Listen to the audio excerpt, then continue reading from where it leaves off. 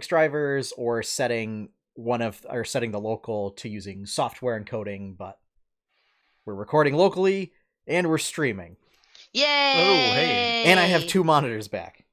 Yay! And I'm sharing on Facebook.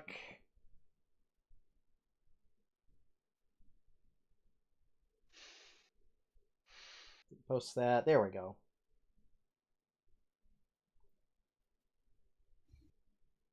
It's alive.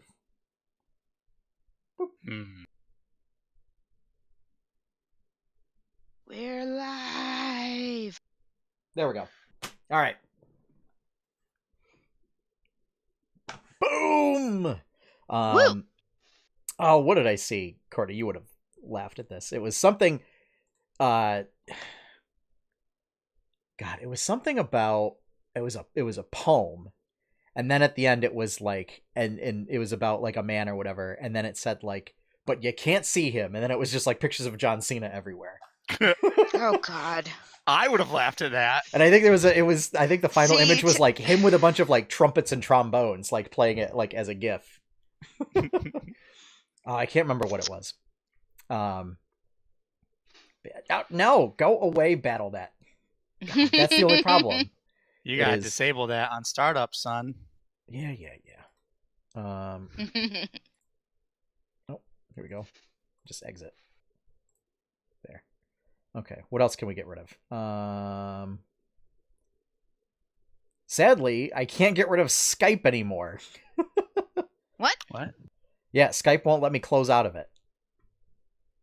Gotta Control to delete and bring up the. I don't know if it's actually open or if it's just like a little taskbar icon. But I hate taskbar icons. If it's on the taskbar, it's open somewhere. Yeah. So I don't know. It's a new feature in Windows 10. Yeah. No.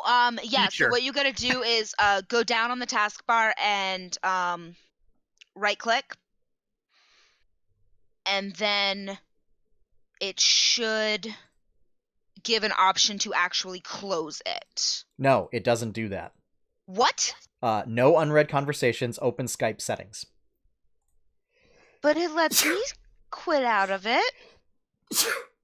And I'm running Windows 10. I think it's a new Skype thing. Oh. I don't know. Whatever. Doesn't matter. Not using it. And it's not actually eating up a lot of resources. So it's fine. Fine. We're all fine. We're all fine here. So. This is fine. I mean, I'm not. I had a really god-awful day at work, but we're not at work anymore. So no, we're not. I didn't go to work today because it was nice out. I gotta go in tomorrow because I have some stuff I gotta do. Yeah, Oh, that's right. You're on vacation. Yeah. Mm-hmm. Oh, that's okay. That's less obscene. No, it's not. Yeah. It's not. No. I keep forgetting that you have school vacations off. Yeah. Well, kind of. Saw the weather. Me, who gets 1 week off this year. That's crazy. Because I normally get 2 weeks, but I have to break up the second week into days to use if I'm sick. Because I don't have enough sick time. What? How? Because we accrue sick time, and due to between my back and the fact that I've been out, I think like 4 days this year. Only 1 has been for my back. 2 was for that really nasty, like, cold flu thing that knocked Courtney out for like 2 months. I was out for 2 days with that. The flu and then bronchitis is what got me. And then I got food poisoning last week. Jesus. Yeah. You are just not having any luck. Yeah, and I was like, it took me all week to recover from it. But it was Monday, it was like fever. Where did you eat that you got food poisoning? We went to a spaghetti dinner that was in support of something. So it was volunteers. Yeah. I'm sorry. Me too. It was the Boy Scouts. I feel really bad. Speaking of... But it was like to support, it was like a funeral fund kind of a thing. Oh. Yeah, so I feel like really, but apparently I was not the only significant other that to have gotten sick from that. It was only the significant others got sick, only the men. So I don't know what's going on there. Oh, see, they're just weeding you out. Yeah, so basically from now until the end of the year, I have like 3 vacation days that I can use that are outside of the wedding and the honeymoon, basically. I was gonna say, yeah, because you basically have used up most of yours for the wedding and the honeymoon. I have no personal time. I have 5 hours of sick time, and then the rest is vacation. 2 weeks of vacation is bull. Yep. Stuff. Yep. I get, at 5 years, I get 3 weeks. And I think I have another 2 years to go. That's how it was at or another year starting in November. Because technically, even though my real start date is in May, on the books, because I was a temp employee from May to November, my start date is in November. So I basically lose out on another 6 months of stuff. That's bull. Yeah. There's also crap at Hillcrest because you accrued vacation time. That's what we're doing now, and it's making everything very confusing. It was a pain. I mean, Breen did that, and like I do that at my job now. Because according to what it says, is I have 120 hours of vacation time. But I think I really only have 2 weeks because I think that extra time is being applied for next year. So like I could take it now, but I wouldn't have it in 2020. I don't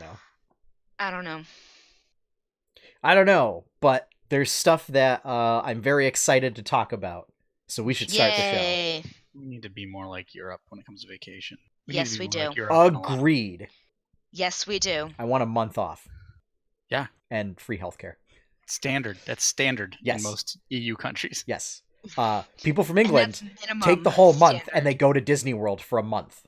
Why do you think all the WoW guilds in EU are server first? Yeah, absolutely. Because when new raid comes out, they all take their vacation time to do raid. Yep. But yeah, no, my dad would often talk with guests coming over from England who it was cheaper for them to go to Disney World than to Euro Disneyland for some reason. Like, it was cheaper for them to fly an entire family over to Florida from London than to go to Paris. I don't understand how Which that's is possible. Interesting, but... And they were vacation club members, so they would book a vacation club room for a month.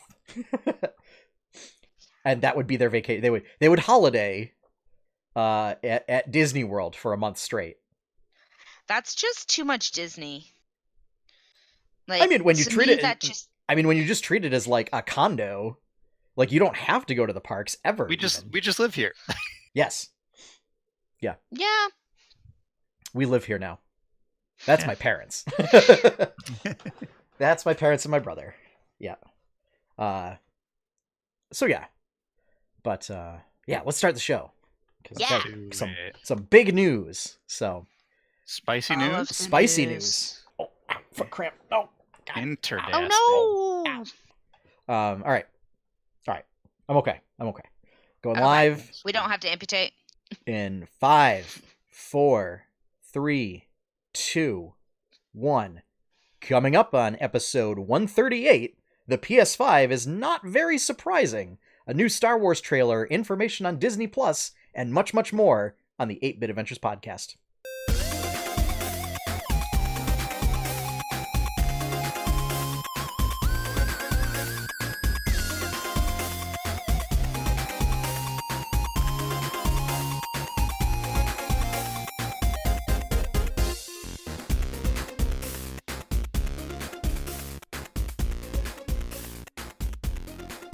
Hello, everyone, and welcome to another episode of the 8-Bit Adventures podcast, bringing you the latest and greatest geeky news of the week.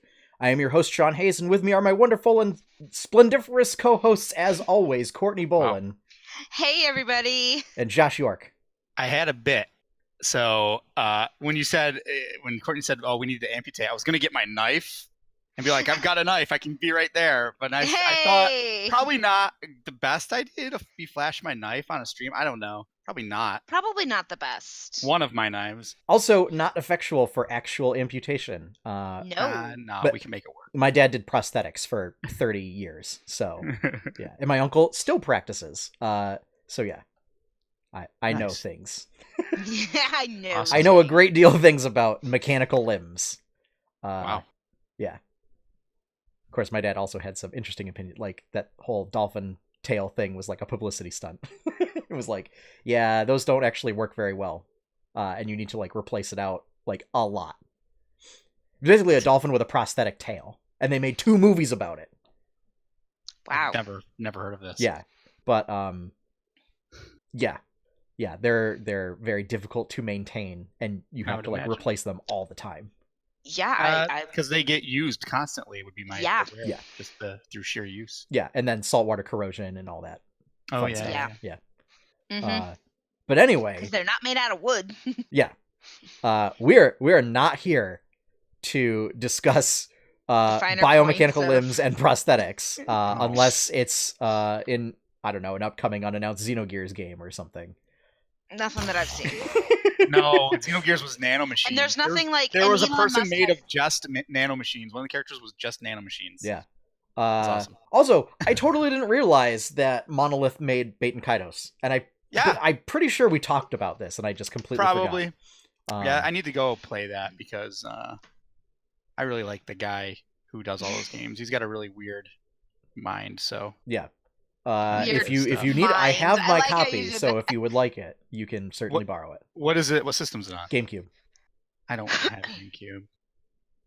Okay. I should get one. Okay. One of the few systems I don't have. If it was going to be something that's not like a 200-hour RPG, I would say you could just come over and I'll load up the GameCube. But that's a lot of time to be spending at my house. Yeah. I just show up every day. That's just walk in your house, sit on your couch, and start playing every day. that is You have like to let my Monty buddy. out. That is like my buddy Eric in you college. would have to be letting Monty out. Yeah. who would just show up in the common room and then, like, hang out for like 3 days straight and just wouldn't leave. You told me that. Yes. Oh, I forget what game in particular you were talking about. It was Resident Evil 4. Yes. He played it for a good, like, 72 hours straight Yeah. and just didn't leave. And I was like, Eric, There's you need to two go Baten home. Kaitos games, aren't there? Yes. Are they both Monolith? Yes. Oh, Yep. interesting. Yeah, and actually, we'll be discussing a little bit more of Baten Kaitos and what it was an inspiration for later in this episode on stuff that occurred this past week. But right now, big news, particularly on the Disney front. This past week, we finally got a whole some details, like a big giant info dump on Disney Plus and what it's about. So big info dookie. Yes. Well, considering we haven't heard anything other than, hey, this thing is coming, I'm pretty excited about what we've heard now. Yes. So, as we expected, MCU, Star Wars, Pixar, Disney, Nat Geo, which was previously announced, also in Simpsons. light of the... Well, thank you, Courtney. I was getting to that. You beat him to the punch. I'm excited about that one. With the Fox merger, the Simpsons are going to be on there, which is a little bit of a weird thing given how anti-Disney the Simpsons has been. And some family-friendly Fox properties, like Malcolm in the Middle is one particular. That's Disney's words, not mine. Disney's words is family friendly with Malcolm in the Middle. They said it was family friendly programming such as Malcolm in the Middle and blah blah blah. I mean, Malcolm in the Middle gets shown on daytime television, so yeah. True, but yeah. I mean, it's not like Nick Jr. or Disney Jr. Yeah. But no, I you're mean, right. It's definitely like the hijinks and stuff that happens are, on the more like PG rated scale than some of the other stuff that gets shown in daytime television these days. That was a fair. good show. That was a good quality show. Yes. It had to have been for how long it ran. Yeah. How many seasons did it have? Quite a few. I just feel like I always watched it because it was on before The Simpsons. It was just always on. Yeah. Like in my it was just always on. It was on the Sunday lineup. So it was like King of the Hill, Malcolm in the Middle, and The Simpsons, and then I don't know, like 90210 or something was on after that. I don't know, but there's 7 seasons of Malcolm in the Middle. Yeah, wow, that's a decent amount. For a long time. And those are presumably like 20 episode seasons, right? And not the 10 episode seasons or 13 that they do now. Because it was on a while ago. So the first season was short with only 16. The second season kind of made up for that with 25, and all the rest of them had 22 episodes. Yeah, so that's pretty standard. Thank you, Wikipedia. So we also know there's going to be 25 new original series, both scripted and unscripted. So these include like weird documentary type stuff, like behind the scenes kind of things. But there's going to be padding the numbers a little bit there, Disney. Yeah. Yep, they are. Actually, some of them look really interesting. There's like an Imagineering behind the scenes one they're going to do, which that's always really intrigued cool. me. But and there's like some kind of, I think it was like Pixar behind the scenes one, maybe. I know there's like a making of Frozen 2, which is like, I mean, if you're really into Frozen, maybe, or Disney animation. But I mean, like, I would watch an entire special on the making of the Critical Role, like, intro song. Yeah, so, but like, not an entire series. That's true. An entire series, maybe not so much. I'm used to doing like the 10-minute studio tour that they used to have at the MGM studios when it was named that. Where then like the last part of the tour was like, you know, you walked through and you saw the animators working on the next feature film and you got a little taste of it. And like that was enough. But we're going to get Loki. Yeah. WandaVision. So it's going to be Scarlet Witch and Vision with oh gosh, I can't remember her name. She plays Scarlet Witch. Who plays Scarlet Witch? Olsen. Oh, it's Elizabeth Olsen, right? Yeah. Yes, Elizabeth Olsen and Paul Bettany are going to be starring that. We're going to get Tom Hiddleston starring in Loki. So they're really pulling out stops. We're going to get a War Machine and Falcon series. A What If series, which is taking there's like a Marvel comic line that basically asks like, what if blah blah blah. That's every comic book run ever that's not in the mainline universe. Yeah. Yep. But this is going to be like I think it was something where you were going to see Peggy Carter as Captain America. And other things, right? So they're going to take that concept and I could see them doing almost like each episode self-contained. Yeah. And then done with a central character that tells the stories, almost like a Tales from the Crypt kind of a thing. Or the storyteller or something. Hello, boys and girls. It's a shame. Have the Crypt See, you say Tales from the Crypt, and I'm thinking Nick Fury being this like. I mean, you could do Nick Fury. It's a shame that Stan Lee has passed away. Because that would have been a great for him to host that. Yep. That would be amazing. Yeah. But they should get different comic book artists and writers to do it for different episodes. They should get Kevin Smith. Yes. Kevin Smith would be good. No joke. Yes, do that. Yeah. Actually, do that. There is pretty good. I think he would. Yeah, I think he would actually do a really good job. There's enough passion in that man. Dude, that dude does whatever he wants. He's got like the greatest life. Absolutely. Yeah. He just does whatever. Which is why he would probably do something cool and funny like that. Yeah. I know he does a lot more for DC right now, but like that if they offered him the chance, he would absolutely go and do it. So we're also going to get The Mandalorian, which Star Wars has showed some scenes from that. And what's funny is like it a lot of people make it look like that it has like a very video game kind of like progression, it seems, where it's the guy has like a really nice helmet and everything else is like dirty and broken down. So he starts the series with like broken down trash quality gear and then gradually is going to take gear from just looting people that he defeats and looting them off of the bodies. Yeah. I'm kind of stoked for that. I absolutely approve of this. I know it's gonna be great because Dave Filoni is executive producer and everything he touches, he's awesome. He did the Clone Wars, he did Rebels, and I've said this before on the podcast, he's just so ingrained with Star Wars knowledge and lore that he'll do awesome. So since he's involved, I'm definitely pumped for it. And it seems like they're keeping the kind of spirit of Star Wars with a lot of like the prop design and everything. So like the blaster that he has is like modeled off of like a World War II pistol. Nice. Which I guess is what Lucas often did with the blasters and everything, is just like retrofitted like old World War II weaponry to make them look like 70s sci-fi. Yeah. We're also going to get It was just sci-fi. It was just sci-fi then, and now it's a very distinct look. Now it is a distinctive era of sci-fi. Yes. Yes, or as they called in the 70s, just sci-fi. Cassian Andor series, which if you're not familiar with him, he is the rebel agent in Rogue One, the worst Star Wars movie. So it's going to be Cassian Andor and everybody's favorite droid from that movie, K2SO. Complete with Alan Tudyk, is going to be reprising the role. Yay! Yes. Silver linings. That's going to be the real reason to watch that series, folks. Yes. That's the only reason why I'm going to watch that. Yes. Literally the only reason why I will watch it. Yeah.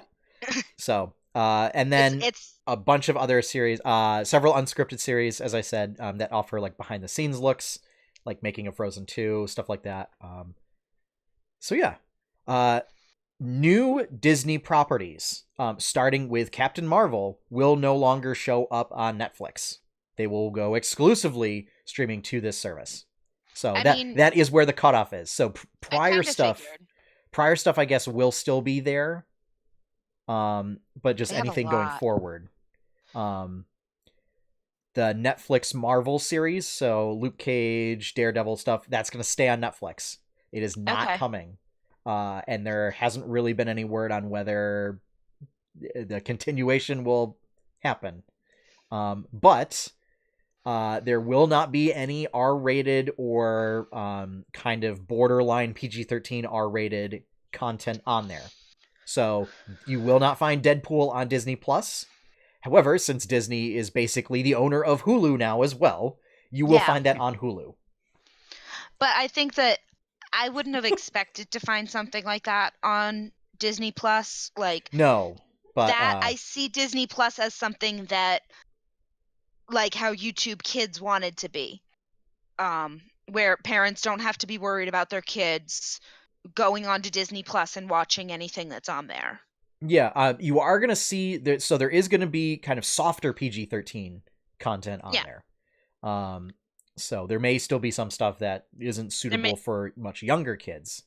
Yeah, but I would imagine that they're going to do it similar to how and wisdom scores, you know. But yeah. So interestingly enough, they're going to be using Hulu essentially as their ground for taking like all the R-rated Fox content that they acquired, like the Alien franchise, and putting it on there. This is going to be $7 a month or $70 a year starting out, and is expected to drop November 2019. So November of this year, so you can get your Pokemon and you can get your Disney Plus all in the same month. Oh man, that's so much. That's when Sword and Shield launch. Yep.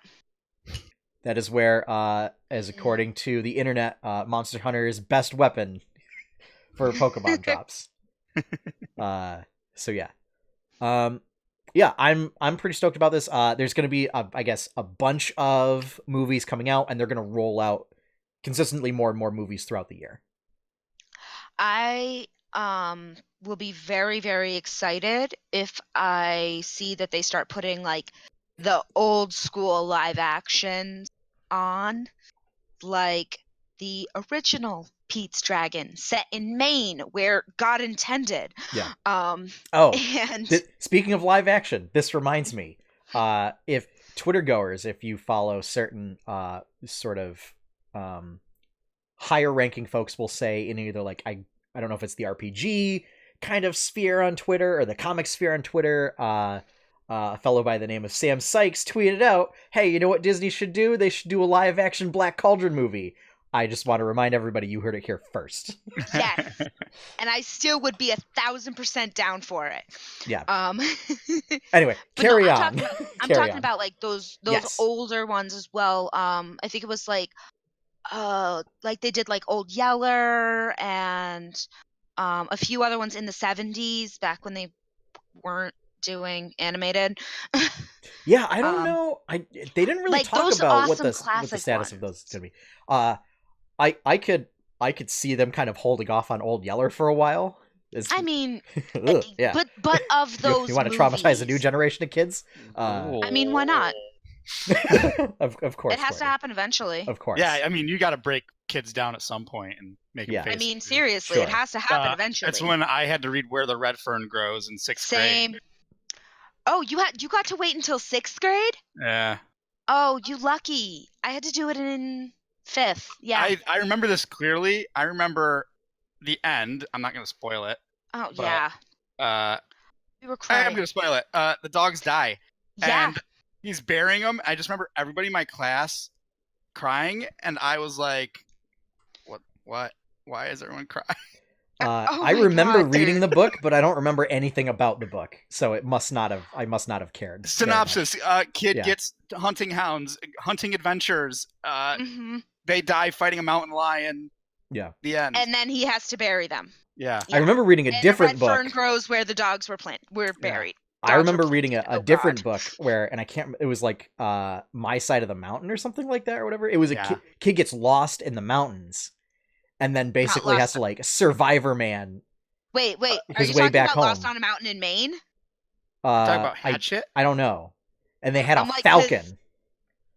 They had a falcon that they used for hunting. Okay, that's not Hatchet. They but like Hatchet's similar. They hid in a hollowed out tree, and that was like their base camp. And they, I guess, like either tamed a falcon or something, and basically hunted using falconry. And this was like a 10-year-old kid, and I was like, "This book is awesome. It's the best thing I've ever read." Yes, it was just random mountain child hunts using falcon. And that's basically the book. I think it's My Side of the Mountain. I never had to read that one. I had to read Hatchet. And that was, it wasn't assigned reading. It was just like growing up, I was not a fan of fiction at all. And the number of nonfiction science books that the K-8 Catholic school, a Catholic elementary school that I went to, didn't have many offerings in nonfiction science books. And so it was basically whatever cover looked interesting. Oh yeah, I still buy. Hey, I buy books based on cover all the time. Oh, all day long. That was how I entirely got into Dragonlance. Yes, that's how I picked Legend of Huma, whatever. Huma, yeah. Huma. Redwall for me. I just saw the cover. I was like, wow, this is rad. Yeah. I was like, Dad, can I get this for my book report? And that's a thick book, and I was in like 7th grade. Yeah. He's like, "Are you sure?" Yep. I was like, "Yeah." He's like, "All right." Yep. Yeah. The first one I picked up was Dragons of Krynn, which is a weird book because it's a compilation book. So it's a collection of short stories and like poems and stuff. And a lot of them were actually focused from like the Dragon Army perspective. So it was like, I remember them representing like Elvish from the perspective of the Draconians.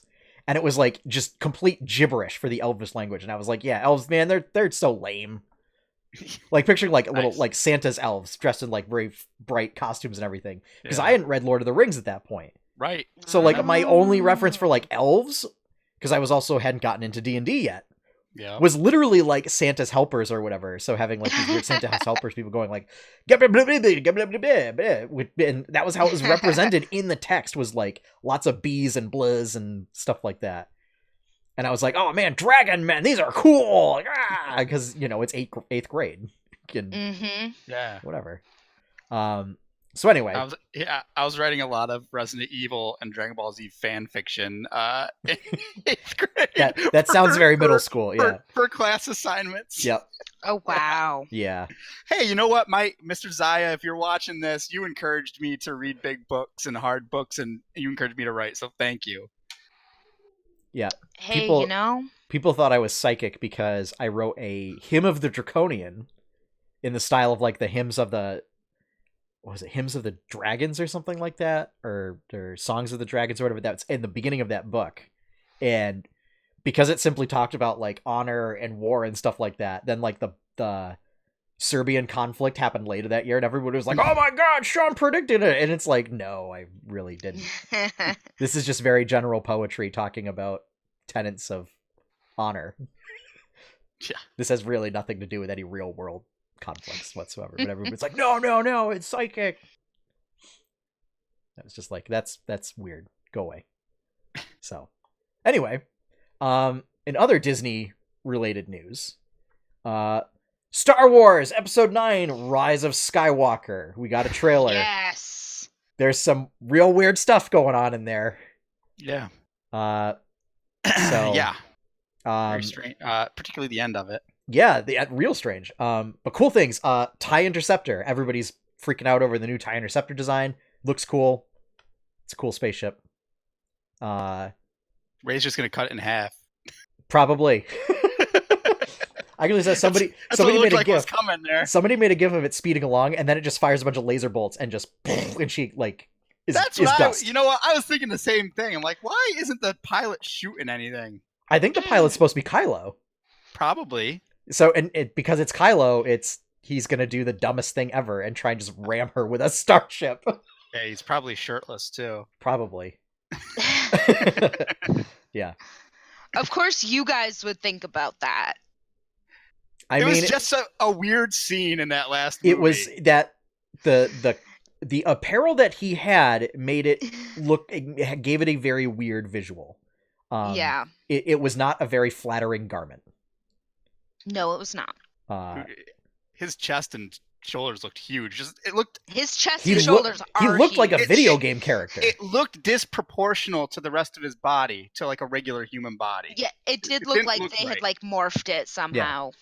Yeah. They CGI'd it to make him look even bigger. But he's already huge, dude. Like a World of Warcraft character. He's like a super tall guy. Yeah. Tonally, it didn't like fit Star Wars, that scene. Yeah. It was fine. Yeah. Like, it doesn't bother me that much. It's just like, oh, that's a little weird. And I moved on with my life. I wasn't gonna say that. Made me realize, like, aside from the whole, like, slave Leia bikini thing, like, not really a lot of skin shown off in Star Wars. Yeah. Right?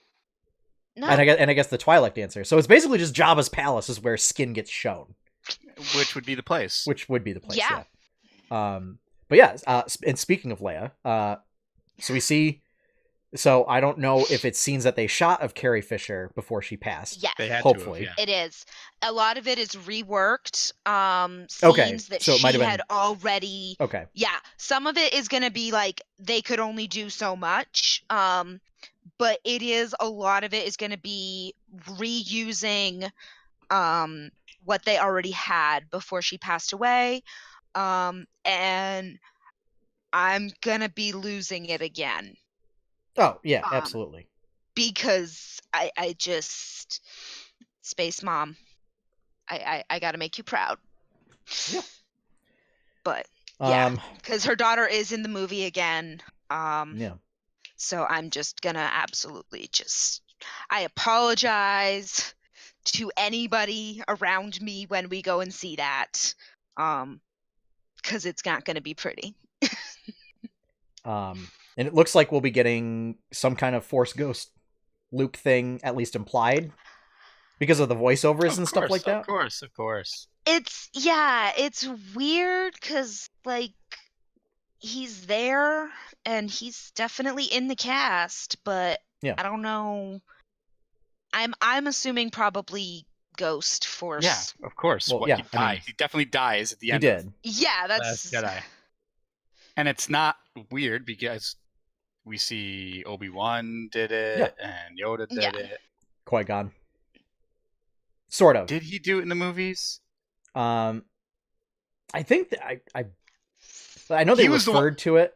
So I know it's in Rebels or Clone Wars. Yeah. It's Qui-Gon who like figures out how to do it. Yes. And tells Obi-Wan about it. Yeah. He's like, I figured out how to like survive death or something. He says to. Yeah, and at the end of Episode 3, it's Yoda says like, "Oh, an old friend has told me a secret technique," and like, and that's basically what Yoda and Obi-Wan like go off and spend their solitude doing, is like researching how to become Force Ghost when they die. Yeah. So we got that, and then the Emperor, and that has been confirmed by J.J. Abrams that yes, the Emperor, Palpatine, is coming back for Episode 9. I don't know how I feel about that. It makes me think that Snoke is some, I don't know, reincarnation of Palpatine or something like that. I think he's a failed clone of Palpatine because in the books, which isn't technically, unless they bring it back. I'm pretty sure Palpatine made a bunch of clones of himself. Yeah. And had him like spread them out across the galaxy because he knew someone was going to get him at some point. That's not terrifying at all. Yeah. That's yeah. So my theory is that Snoke was like a clone that either got really messed up or like a fake, like half-failed clone. Yeah. That might have gone rogue and did its own thing. I don't know. And then surpassed it with unlimited power. Although he wasn't really. He got one shot. He did. He got one shot. Yeah. He really did. He didn't even fight. Yep. So. Yeah. But yeah, and I guess we're gonna see Knights of Ren type stuff. So that'll finally make an appearance. I thought they all got wrecked. Weren't they the Snoke's honor guard? No. So Knights of Ren, I guess, is an order that Kylo is in charge of, and it's not the Emperor's Guard. Oh, you mean when Kylo isn't throwing a temper tantrum, he's actually in charge of something? He is, but it's probably all guys like him that throw temper tantrum. It's all barbarians, Jedi barbarians. It's all barbarians. So when the stormtroopers come around the corner, they just back away like Homer into the shrubbery. Yeah. I think Kylo's temper tantrums are perfect because it explains why he always fails at everything. Yeah. Well, and it's also I think it's a great it's character. A very Sith thing. No. Well, because the idea is Sith wield the Force. So Jedi are supposed to wield the Force through control, whereas Sith are supposed to wield the Force through emotion and passion. Yeah. I don't know. I'm going off a lot of this Sith lords I'm familiar with. I don't know. Not a lot of them throw tantrums like he throws childish tantrums. Yeah. But that's because his mama didn't beat him enough. But that's neither here nor there. You heard it, Courtney advocating for Kylo Ren. Yes. Also, that would imply that that Princess Leia did not, and that probably wasn't true. I mean, if it was acceptable to do so, that Princess Leia wouldn't be afraid to just lay down some discipline. Yeah. I'm also like, what's the? So, I don't know that's what the title my question: is where did that disconnect happen? So, yeah, but let's get away from that uncomfortable topic to Rise of Skywalker. Yeah, up for debate. I've seen a theory is that Skywalker becomes a title, probably, and that it's like it's instead of Jedi, like there's no more Jedis or whatever. And now they're Skywalkers. And now they're Skywalkers. Maybe. So yeah. I don't know. Another theory is, Rey is actually the blood of the Skywalker bloodline, and it's like, no, that's. I hope not. I really don't want that to happen. I like. I know it was controversial, but I actually do kind of like the fact if she just remains like not connected at all. Yeah. Anakin was nothing. Yeah. Obi-Wan was just Obi-Wan. Like, I would also love to see that it takes somebody that it's not connected to this messed up family that's at the center of galactic politics. Well, I mean, to basically close it all up. Well, yeah, I think they need to close that with this. Yeah. And move on to something else. Mm-hmm. What did I see? Did you say? Somebody said that Disney's going to take a break from Star Wars after. This is the last. Yeah, so this is the last in the series. I guess there is another trilogy kind of being hashed out, but not a whole lot of details yet. But it's going to have nothing to do with the Skywalkers or anything that's happened thus far. But they're not going to do any. They're not really going to do any standalone films. So it may be some time before we see another movie after this one. But that's okay because we're getting stuff on Disney Plus. Yeah, and I mean, and there'll be still TV series, comic books, and all that stuff. I'd like them to do a Revan trilogy. Yep.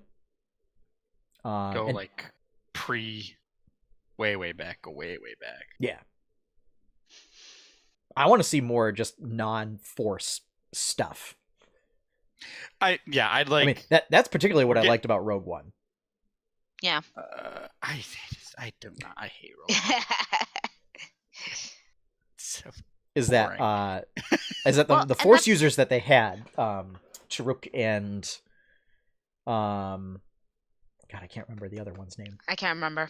But the Force users is that like it wasn't like very traditional Jedi kind of stuff, but it was almost more like a mystical element, and it kind of brought it back to and it wasn't because it wasn't full on Jedi. It was just like slightly sensitive to the Force sensitive. Yes. Yeah.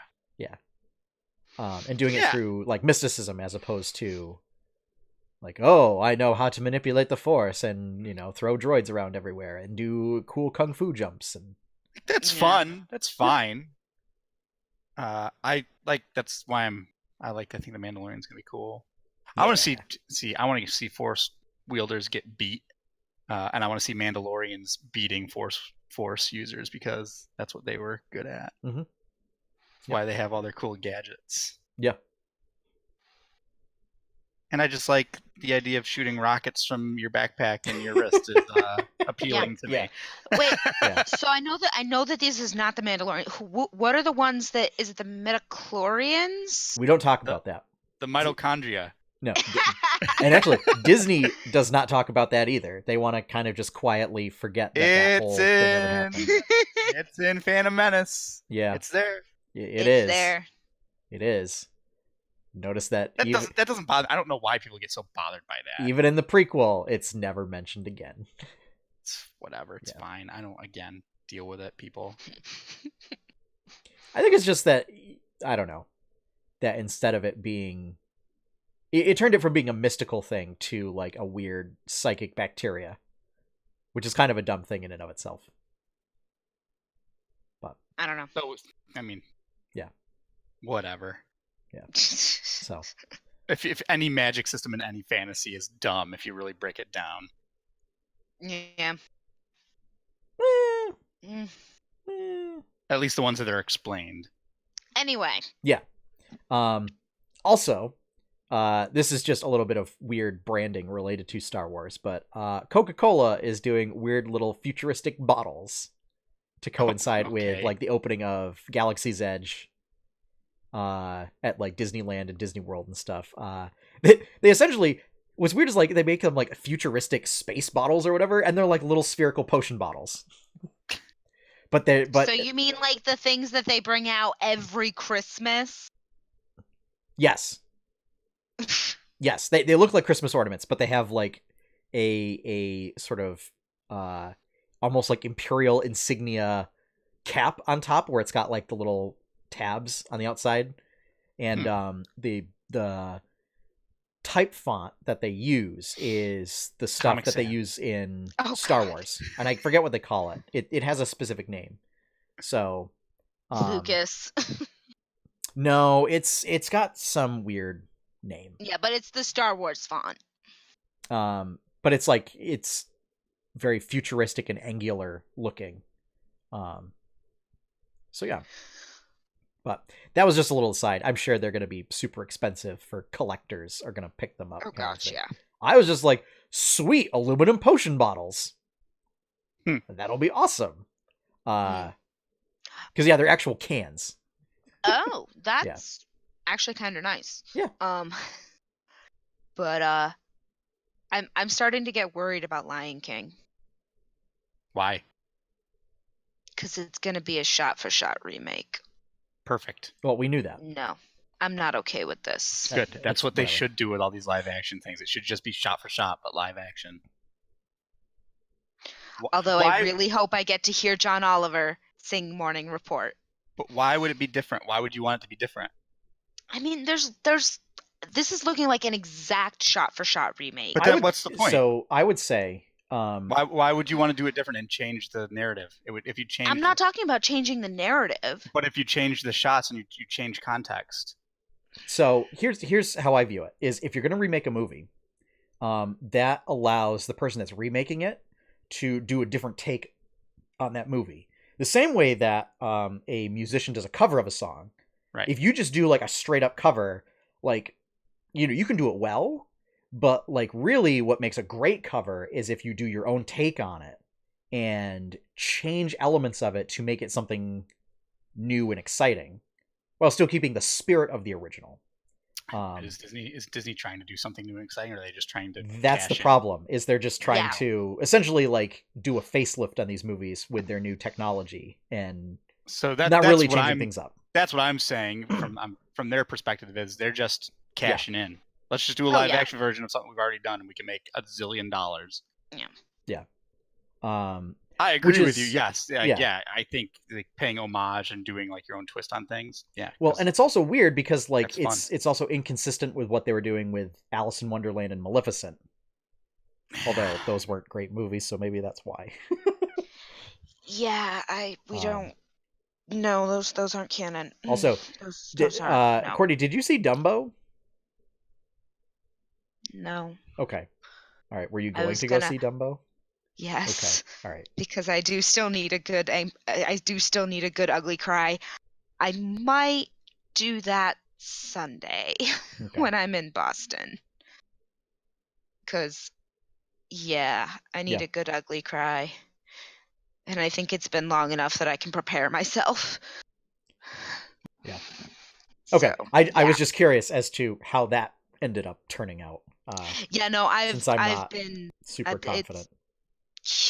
I'm not super confident. There's been actually, speaking of that very quickly, there was actually a lot of posts on social media about parents being very, very cautious with bringing their child to see Dumbo, especially if they are foster children or have been adopted or anything like that, because that can be very re-stimulating. Because again, Baby Mine just like Karema just takes your heart out and rips it and just crushes it. I thought you were going to say because it's a Tim Burton film and we know that there's going to be some sort of disturbing imagery in there. No, actually, no, it wasn't even that. It was the literal heart-wrenching of why I need to go and have a good ugly cry. Okay. Yeah. All right. And that's half the reason why I'm going to be having a good ugly cry. Yeah. So anyway. Yeah. But just so I'll have info on that next week. Yeah. So I'm stoked for Rise of Skywalker, but I'm also I really enjoyed episode 7 and 8, so yeah. 7's my favorite Star Wars movie. Yeah. 8's whatever, it's fine. I also, for all the people that are thinking like this is, JJ will redeem the trilogy and everything or whatever. There's only so much he can do. Well, I also just want to reiterate that JJ, I believe, was like an executive producer or something on 8 and actually was excited with the changes that Rian Johnson made and excited for what he will be able to work with in episode 9. But I know that having different directors on each one does make it a little more challenging to have a cohesive narrative because each one will want to do kind of their own spin on things, as opposed to the original trilogy where it was essentially Lucas still guiding everything going through. But I'm excited for it. Yeah, I want to see. I mean, we have. I want to see Rey stab a TIE Interceptor with a lightsaber. Yes. And the most important thing, Lando Calrissian getting the Falcon back over Han's dead body. Yeah. Yeah, and the fact that I just saw Solo a couple of weeks ago because I was bored. I saw that somebody actually posted that scene from Solo in there, and then like as like a, the exchange, and then like right after that shows the clip from the trailer of Billy Dee Lando and Chewie like in the Falcon from episode 9. It was just like, oh, this is perfect. That he finally got his ship back after 30 years. Nice. Favorite thing about Billy D. Williams is the Colt 45 commercial that he's in. I'm gonna have to YouTube this later. The 70s or 80s. It's great. I'm gonna have to YouTube this later. Yeah. So, But next up, PlayStation 5. We actually got some details. There was like a closed Finally. press presentation kind of a thing. So like Sony didn't release any details to the public, just to the press in like a private event kind of a thing. I mean, the press was there, but it was like now relying on certain members of the press kind of a thing to release the information and report on it. So these details are from a Wired article. Wired is one of the sources that I tend to trust more than, let's say, other sensationalist kind of gaming news sites. So some of the key features, ray tracing support. What is that? So I'm glad you asked, Courtney, as I explained this to several other people today. So ray tracing is a technique in computer graphics and computer graphics programming that I learned to do in college. That is super tedious. And what it does is you set a light source point in a 3D animated scene. Okay. And you then, using algorithms, simulate photons of light emanating from the light source, hitting objects in that scene, and then coming back to a camera that is then intended to be the camera that the viewer looks through. So realistic light patterns. Yes, basically that. This is mainly intended for high-end movie productions, but it's something that I guess with the new architecture that the PS5 will be using, we'll be able to support. Now, it's still up to the developer to decide if they're willing to commit the resources to actually utilize this. But it will be possible to that.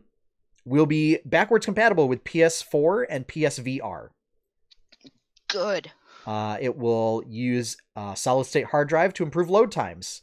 I guess they showed something with they use like an SD kit or an SDK for Spider-Man and what would normally take like, I don't know, 10 to 15 seconds of load time to fast travel or whatever took less than a second. So this is mainly the important thing for SSDs is that they're just so much faster. Yep. Wow. 8K support. That's graphics. Yes. Thank you. That's not going to happen. No. Well, it will support 8K. You know, they're not going to get the frame rate's going to be so low if they try to do anything. That's the thing is like, is that graphically it'll support 8K, but they didn't make any mention of what the frame rates will be like. So I was reading an article comparing like some of its components to current like PC hardware that's similar, and like with what the PS5 is going to have, you could do 4K and just barely get 60 frames a second. Yep. Barely. Yeah. And here's the thing. Game developers are notorious for setting games at 30 frames instead and upping resolutions. Yep. So they may try to go with higher resolutions, but sacrifice, which is what they normally do. Yep. But I would prefer to see 60 frames, honestly. Yep. I don't. 10K is fine. Let me tell you, great. After just give me 10K with 60 frames. After upgrading my computer and being able to get 120 frames a second for the old World of Warcraft, yeah. Well, at that point, we're not noticing a difference, right? So you're visually not seeing a difference. No, really, you visually see a difference between 30 and 60. Yes. Oh yeah. The smoothness of movement on the screen is way different between 30 and 60. Yeah. Between 60 and 120, I don't think visually your eyes are to illustrate the point, I was going from 27 to 120. Yes. Yeah. So it's peace of mind knowing that you have the power. I do in your system to do this. My system is He-Man. Yeah. Yeah. But anyway, yeah. So it will support 8K. I don't like that they say not really any news about the frame rate. Yeah. We'll still use physical media, so you will still have discs. Good. Also, sorry, I'm still on this 8K thing. I got a mini rant. People aren't even. Also, nobody's gonna have 8K TVs. Nobody. We're not even all at 4K yet. Yeah.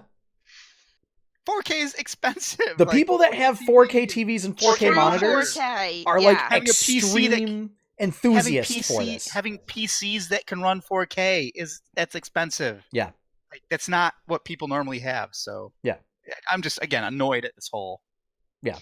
They're making something that we don't need. Again, padding numbers for the sake of padding numbers. Yeah. Well, and there were some claims made in the article that I would that I'll address when we get through the list. So yeah, we'll still use discs and physical media for any people that's important for. That's fine. I still get to collect cool box art. Yeah. Good. I'm sure it's a shocker to everybody, not coming in 2019. Oh no! What are yeah. you? And there weren't any details on games or services, which, is kind of an important feature these days, I think, for consoles, since that's what differentiates them. Yeah. Than just say like a PC box.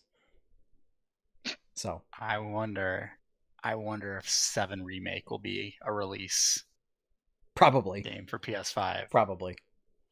I'm in. So yeah.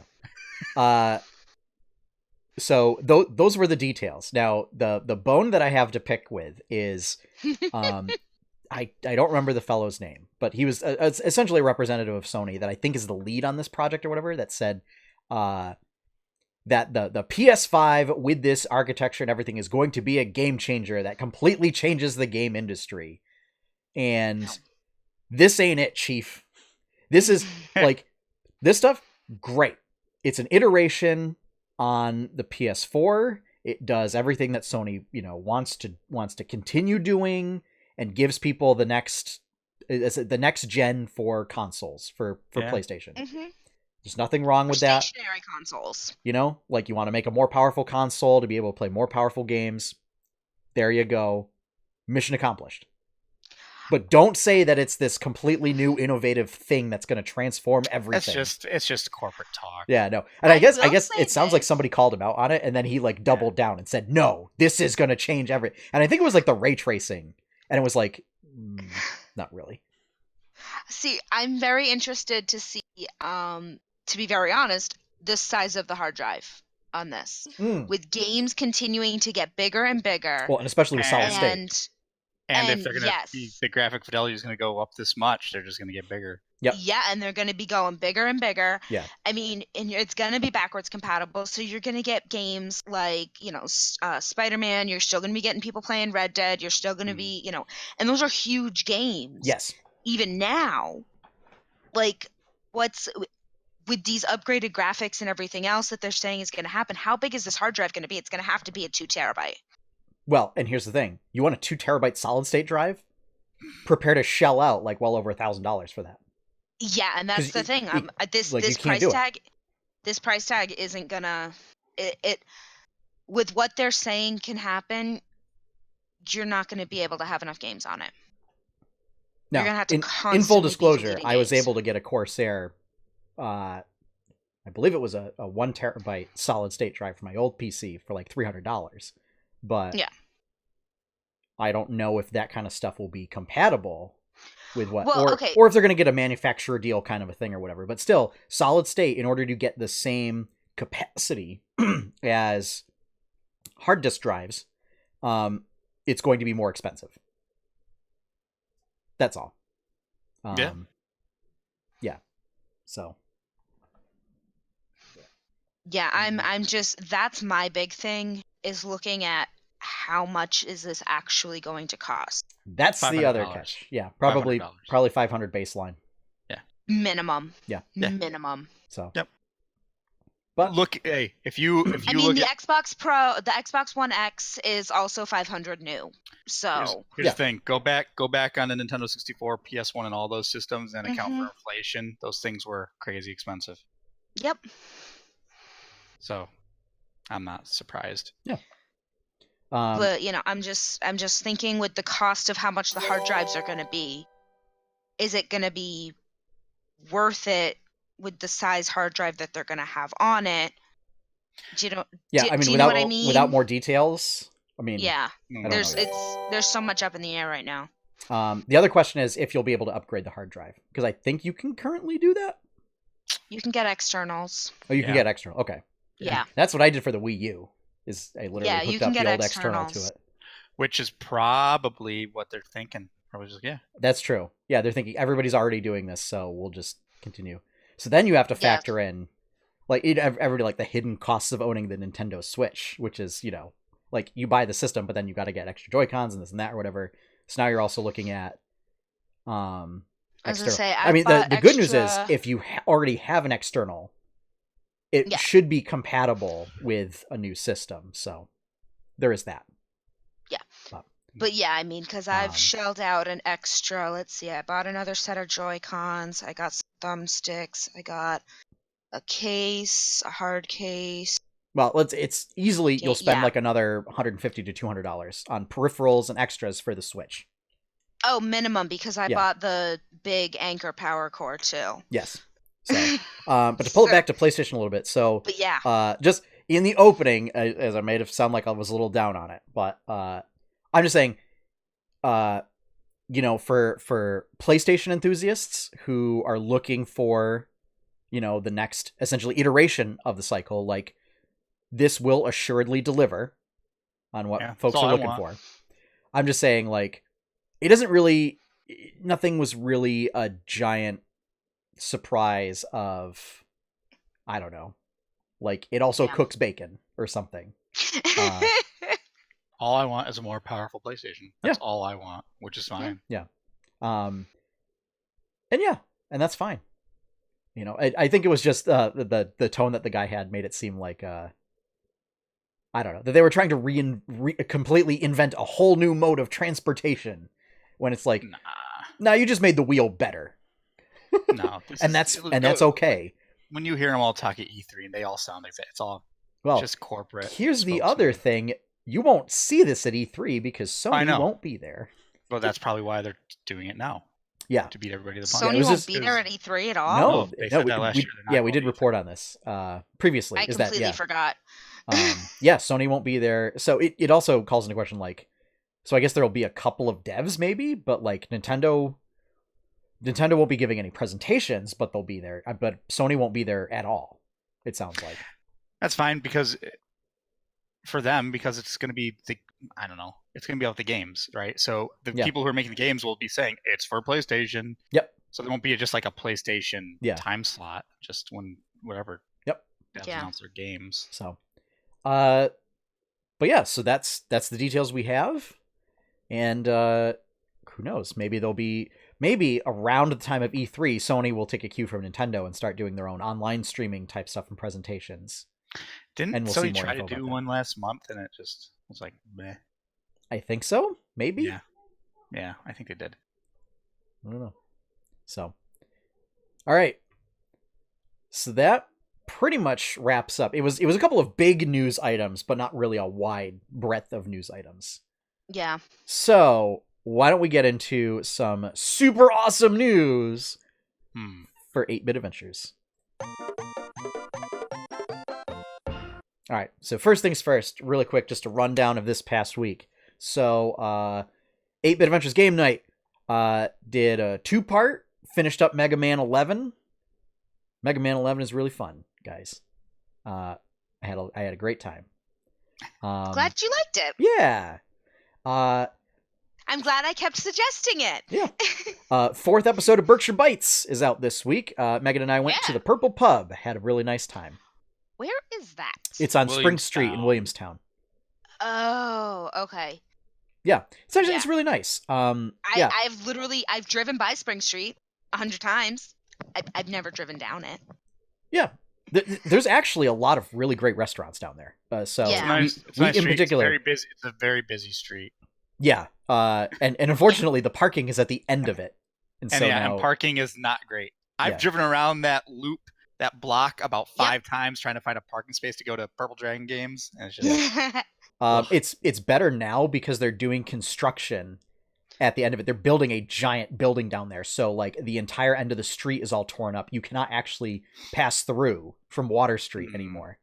But anyway, so we went to the Purple Pub, which burned down. I don't know why that's funny. In 2007. While I was there, so it was actually over spring break. In the building? Yes, I was in the building. I miraculously saved 47 burgers from a dire fate of being overcooked. No, so I was actually home on spring break, and I remember getting the news that like the building burned down, and I was like, oh no, because we lost the Purple Pub, we lost Subway, and a coffee shop. It was all in that building. Apparently there was a fire in the basement of the coffee shop, and it took out just the entire building and those 3 businesses with it. Dang. Didn't reopen until 3 years later. So like for 3 years, there was no Subway, there was no coffee shop on that side of the street, and there was no Purple Pub. Reopened back up. It went from being kind of a dive bar that served really good cheap burgers to kind of this like slightly upscale pub that served like burgers and sandwiches and stuff. Although they say that, but like it's not super fancy, and the prices are actually really reasonable. They're comparable to the Forge. Oh, okay. Which, is a little on the more expensive side for a lot of folks in Berkshire County, but in keeping mind with like the fact that we're a tourist area, not too bad. I mean, for Megan and I, it was like $35 for lunch, including tip. And that's typically what we would spend if we went to the Forge. So, yeah, it was pretty good. Nice. We also had, to make up for the lack of a Tales of Jemmora episode 2 weeks ago, I did a special world building stream for a previously unknown, undiscovered portion of Jemmora known as the Tempest, where it's all sky islands surrounded by giant storm system that surrounds an area roughly the size of the Caribbean. So, and it's basically like a hemisphere around this place. So it's completely sealed off from the outside world. And basically, airships and sky islands everywhere. So, called Gust Riders. This will likely, when we finish the Kraken's Wake, will be campaign 2. Oh. Yeah. So, drawing heavy inspiration on Skies of Arcadia, Baten Kaidos, Xenoblade Chronicles 2, and just ideas of like everybody has an airship. It's funny that you say that, because I saw some of the world building, so like I know for some reason I can't get the Dinotopia like flying with the skybacks like out of my head about any of that. So I mean, I know it's some people using yeah. Sort of flying beasts with stuff on their back, but it's mostly like magically enhanced airships. And some of the nations, Gustenwald in particular, has like rocket powered stuff. So yeah. And also to kind of play up with different sort of political and economic systems. So, like one of the nations is actually all owned by a trade guild, like a single merchants guild, that's run by Aarakocra. So, that cool stuff. Nice. And then comic this week, Melody showing off the default Ironclad Chef armor set. Yeah, and complete with a little pot-bellied stove and cutting boards and all that cool stuff. So, yep. Now, most exciting part. This is for Twitch viewers on all of the streams. Is I have instituted a loyalty program. So, for every 10 minutes that you watch a stream on 8-Bit Adventures, whether that is the 8-Bit Art Stream, 8-Bit Adventures Game Night, the 8-Bit Adventures Podcast, Tales of Jemmora, or any other stream that happens here, you get 1 pie cake. What can we do with those pie cakes, Sean? Well, here's some other things. Here's some other ways to get pie cakes. Is following gets you 10 pie cakes. Hosting the channel gets you 20 pie cakes. That's a lot of pie cakes. That's a lot of pie cakes. And I believe tips might be open. And for every $1 that's spent on a tip, you get 2 pie cakes. So you can kind of buy pie cakes with that. I still got to check if tips are actually set up. But so that's the structure of how to accrue pie cakes. You can spend pie cakes to essentially get various supplies and items, namely artist supplies, cartoonist supplies, cartographer's supplies, painter supplies, and cook's utensils. This is because I like tools from Dungeons and Dragons. And I like how they set up tools. So for 30 pie cakes, you can purchase artist supplies, which is you get to commission a piece of digital line art from me, and I will make it.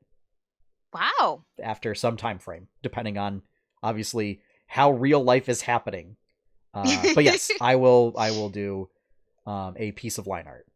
Wow.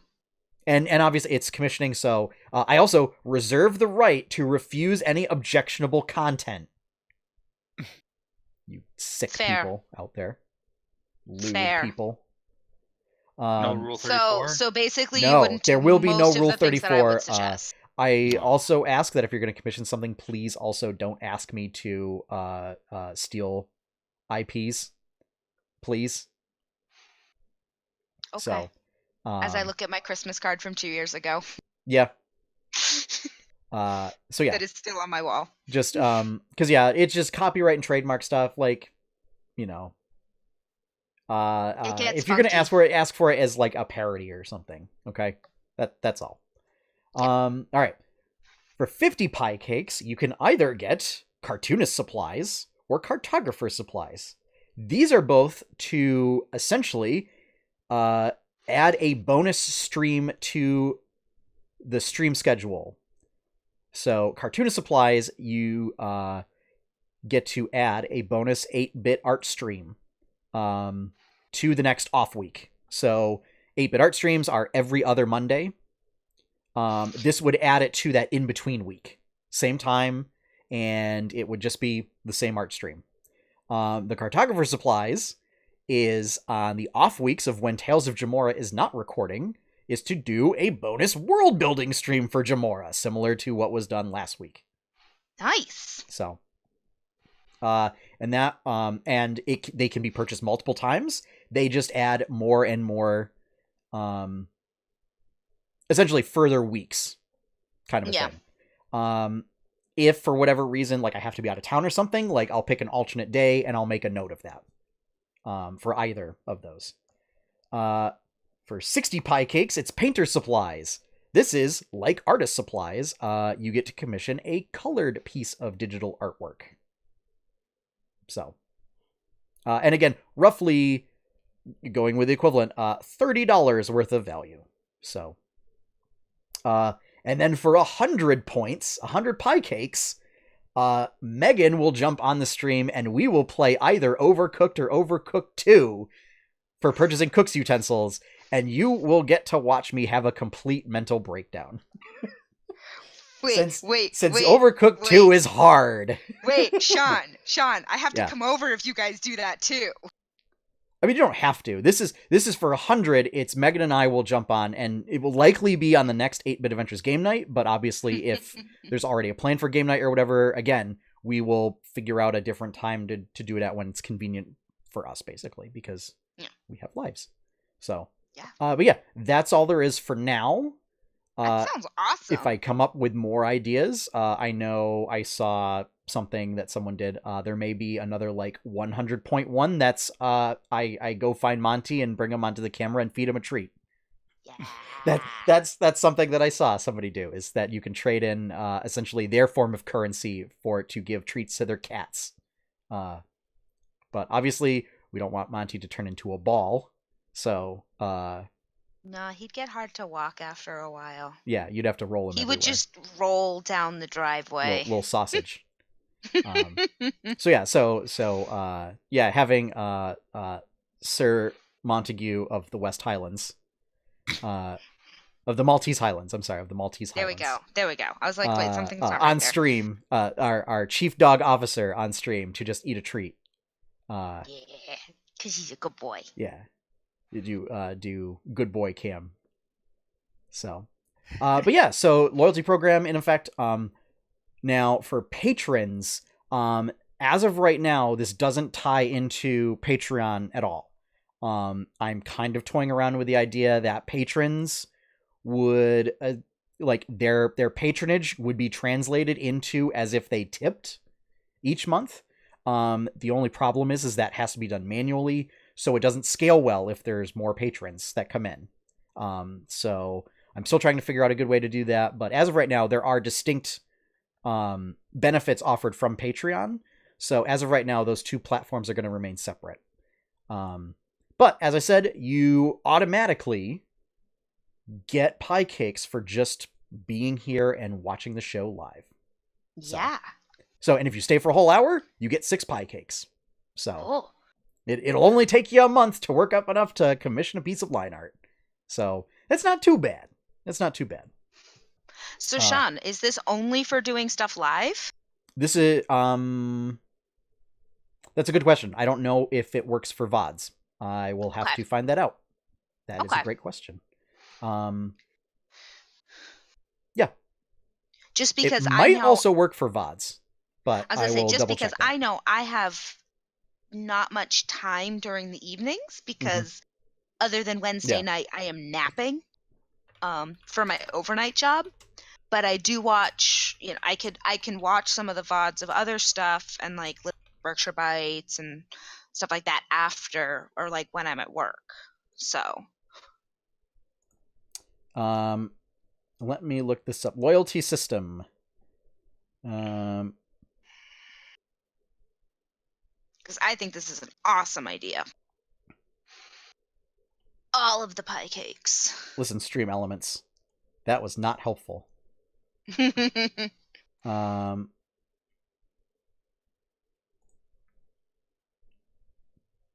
hang on. I'm trying to look up whether it works for VODs or not. Yeah.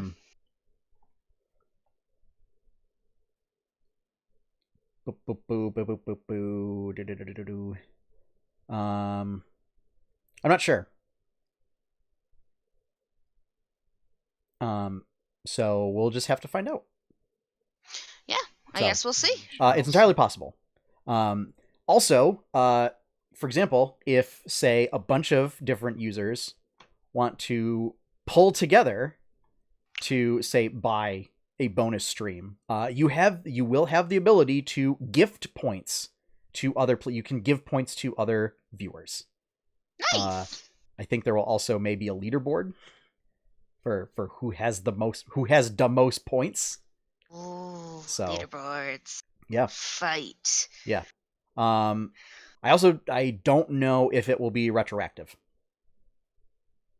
unfortunately. So, yeah, we'll have to find out. I'm learning this as much as you all are. So, but yeah, it's just one extra thing that I wanted to start doing. I thought it was cool, and yeah.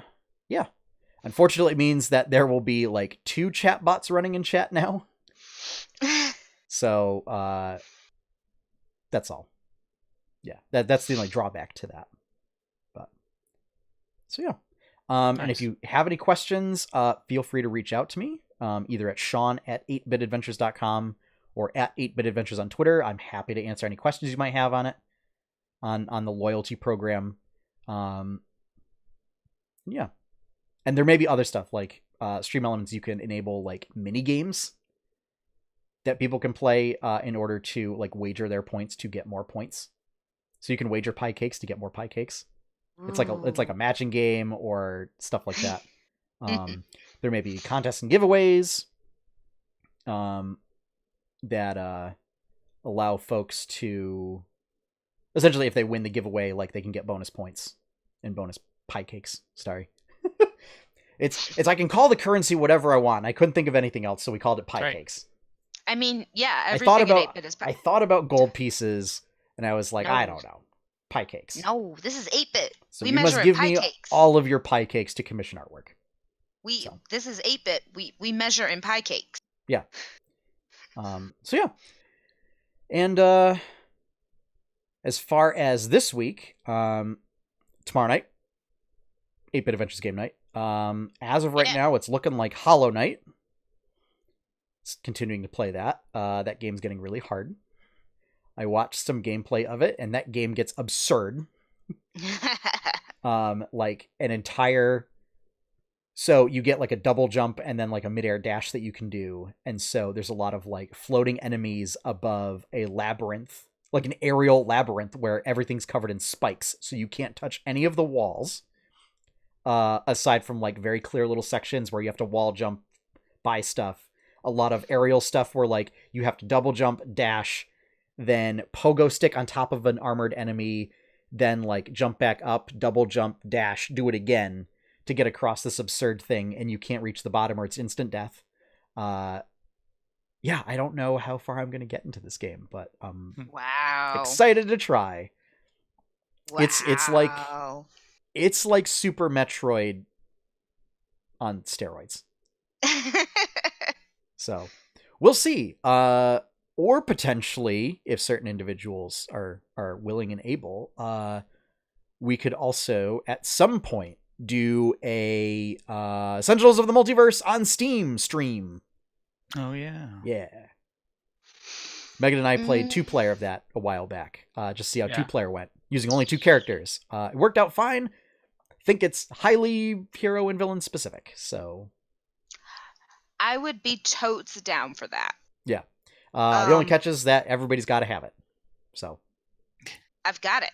Okay. So yeah. And available during the stream time. I am available during the stream time. Okay. Did your schedule change then? For Thursdays? It's Thursday nights. Yeah. I don't have GameStop anymore. Oh, maybe that's what it was. Okay. Yeah. So yeah. So I let Monty out in the afternoon. Yeah. And then I do internship, and then I can be here in time to play. Cool. So because I have work that night at 11, but I don't have. Okay. Yeah, and it's done well before that. So. Yeah, we'd be done way before then. So. Yeah. Would definitely be cool to do a Sentinels of the Multiverse stream, especially since we love playing the game, and this time the game engine takes care of all of the ludicrous amounts of math for you and targeting and stuff like that. Yeah. All of the math. Yes. Yeah, I would just have to run a download, and I can be running that tonight to get it onto my laptop instead of my desktop. Well, not going to do it tomorrow, but just for the future. No, but just for the future in general. Because I actually would like to be remembering that I have Steam on my laptop, so I don't have to wait 3 hours to play something on my desktop. While we're on the topic of Steam, why don't we get into Quest Log? Yeah. Okay.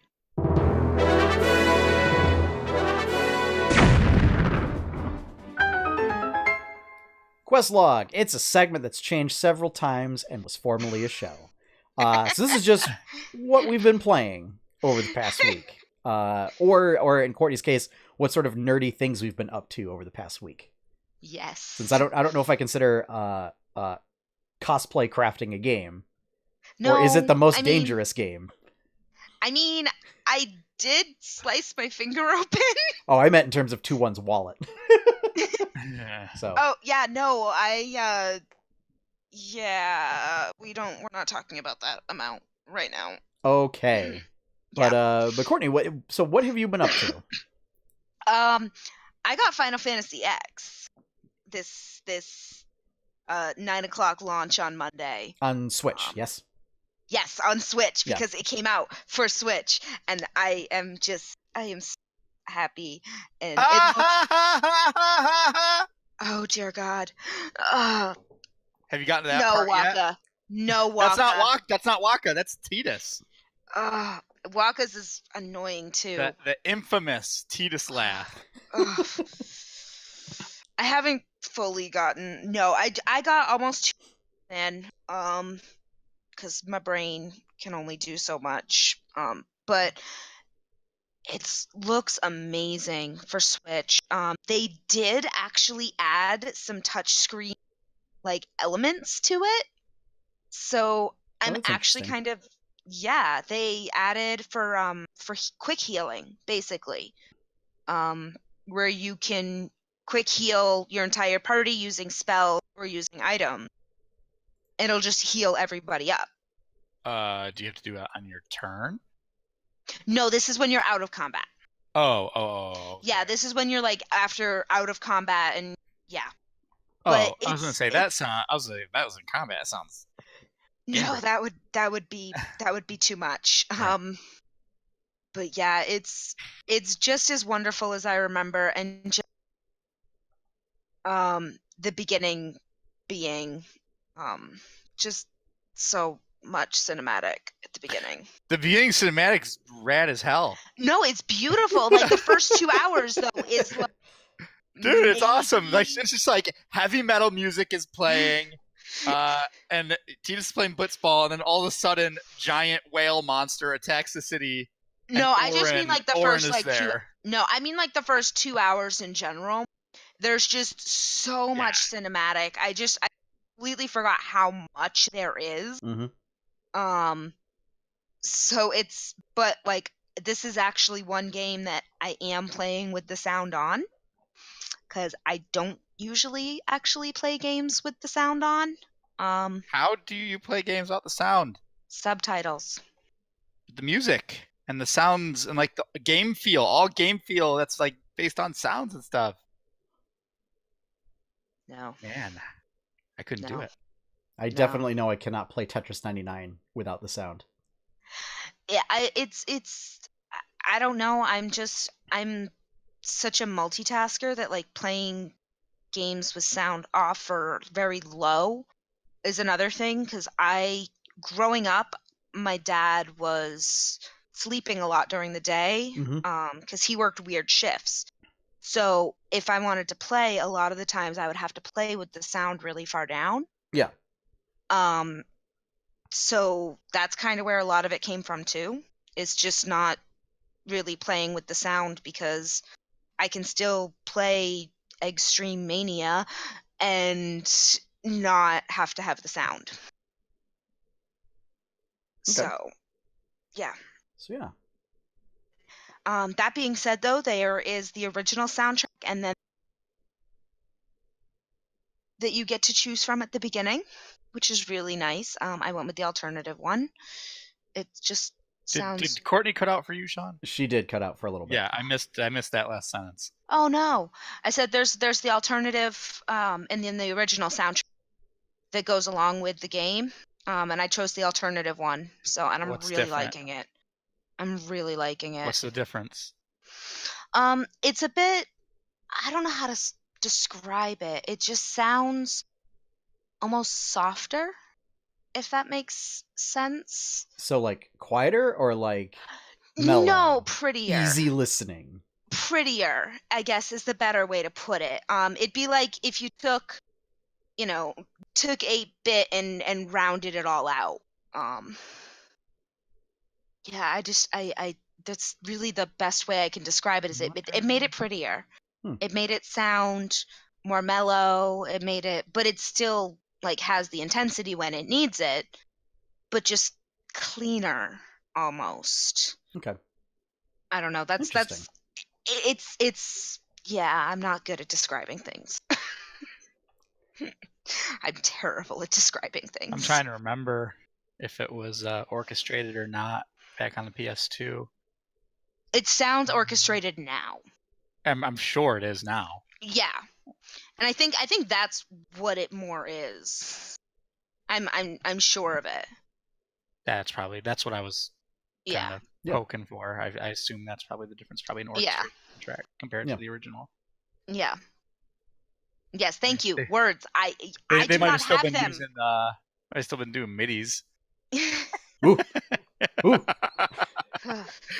Oh man, that brings me back. Who remembers midis? That brings me back. Oh, I remember back in ye olden days how I had to have a separate MIDI player just to play all my files. Yeah. It was either that or I think you could play MIDIs in Windows Media Player. What are you guys talking about? So MIDIs are a type of audio file, Courtney. What are you old dudes talking about? And so MIDIs, gather around, children. MIDIs are a type of old audio file that were used in old school video games. that made all your very corny trumpety sounds.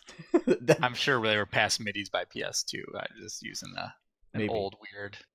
Because I feel like GameCube had orchestrated stuff. I can't remember.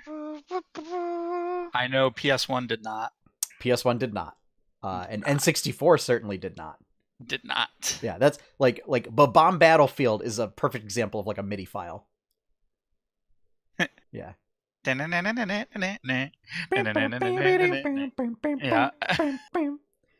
Yeah. So yeah. Classic. Yep. I've been thinking about picking up that FF10. I don't know.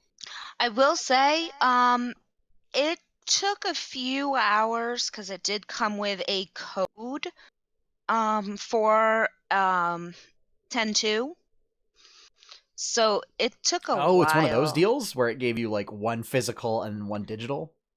That's what the insert said. Oh God, I hate this trend so much. Like, just pick one. The insert was for 10.2 and 10.2 the final chapter.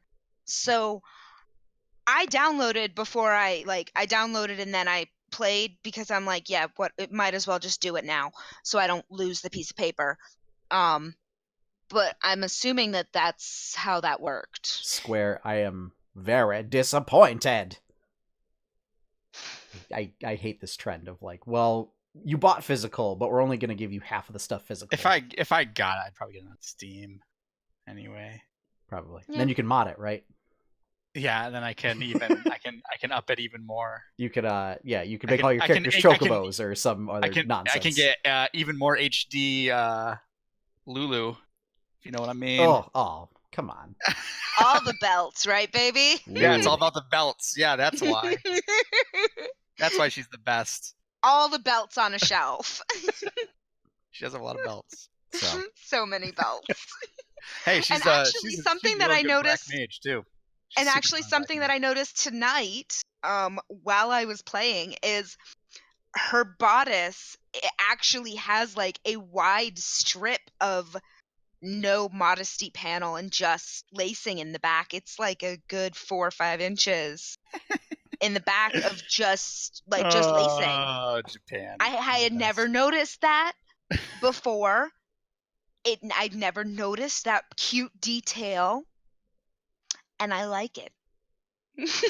Entire wardrobe made of belts. Still no pockets. One thing I like about Final Fantasy X is you can switch characters, anybody in your party, in and out in combat at any time. Well, that's one cool. of the best things. Yep. Yes. Your entire party you can switch in and out of any combat. Yeah, it's super good.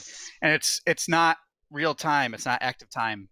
It's turn-based. No, it's turn-based. Oh, it is so turn-based. It is so my jam. And everybody's picture is lined up on the side of the screen here, so you see the order and you see the changes. Like, you see the order in like you're gonna go, and then if you do this, then it's gonna change up. And you see like the next 3 rounds worth of combat. And it depends on how many people are in the party and how many bad things are in the party. Exactly. Yeah. Usually it's like the next, like the rest of this round and like most of the next one too, dependent on. Nice. Yeah.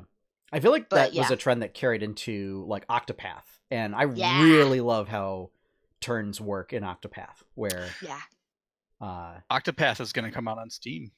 Yes. Yeah, they did notice that last week. So in addition to like, there's a prequel that's coming out on mobile. There was some folks not happy about that. Prequel for there is a prequel to Octopath that's coming out on mobile. It's like 2 characters, right? Something like that. I saw something about it. Yeah. What is this going to be on Google Play, or is this just going to be on the App Store? I don't know. It's on mobile. That's all I saw, because I was like, okay, well, I'll make a note of this, but I mean, I'm not going to get it because it's on mobile. So, but yeah, no, I think, I'm totally stoked that more people will be able to play Octopath for people that haven't picked up a Switch, because it's a good game. So, yeah, sorry, I don't really have controversial opinions anymore on exclusives. I've heard mixed. I've heard some people say Octopath is just meh. I've heard some people say it's really good. Yeah, it's I think the people that are meh on it, are because of the story design, and it's more like 8 individual stories that eventually work their way up to one story. It's such a big game. So what I had heard is like it's not like it's like 8 separate stories. It's like there's a story and occasionally there's kind of a side story when someone new enters your party. And like none of them really intermingle in any like substantive way. Well, they don't, aside from like little interactions like in taverns and stuff. But like that's why it's really like 8 separate stories. Is like when you meet up with a new character, they'll say like, "Oh, I'm on this quest," and you can say like, "Oh, well, how did you get here?" In which case, you go back to the beginning with that character, and you play their thing. Yeah. But yeah, like when you go to an area and it's devoted to that one particular character, is you do like that character's quest line. Yeah. And it doesn't really interact at all with anybody else's. And then it's like there's no real reason for them to be in the party. Like there's no connection for them to be with each other, really. Not really, because there are very few areas where multiple characters do stuff at the same time. Yeah. Yeah. So I can see that. Yeah. I mean, that was definitely that would disappoint me a bit. It feels like you kind of half-ass it there a little bit. Why not? But it's if you make it till the end, you then realize, oh, they're all interconnected. Oh, I'm sure. Whoa. Yeah, I'm sure. I also think I think the ending would be right up your alley. I bet. Yeah. I will. Oh gosh. You know me pretty well. You know and what I'm into. It does the whole Xenogears thing where right at the very end it takes the whole thing and turns it right up on its head, and you're like, oh, the whole time. Oh, that's Xenoblade Chronicles does that. Xenogears, kind of the whole game is really kind of out there the whole way through. Okay. But yeah. I see, but I'll probably get it on Steam when it comes out and play it. But sure. It's job system. Every character has a job. You can change their secondary job, like you unlock secondary jobs after a while. There's secret jobs that you unlock. Cool. I like that. I love job and class. And then everybody gets, in addition to their job ability and like their job skill type, their secondary job skill type, they also have individual skills. So that they're able to use, and sometimes they might be combat based, like Hanet can capture animals and then summon them to do special effects. Note that this includes bosses. That you can't capture them during the first time, but after you clear an area with the boss in it, you can go back and the boss might appear as a random encounter. Really? And then you can capture that boss, and that boss turns into like a giant massive summon. Which I think is cool. That is cool. And then, whereas like the thief like has the ability to steal stuff outside of combat, but has no extra combat ability. So, stuff like that is pretty cool. That's one of the things that I really loved about Octopath. Bring me back to Final Fantasy. Yeah.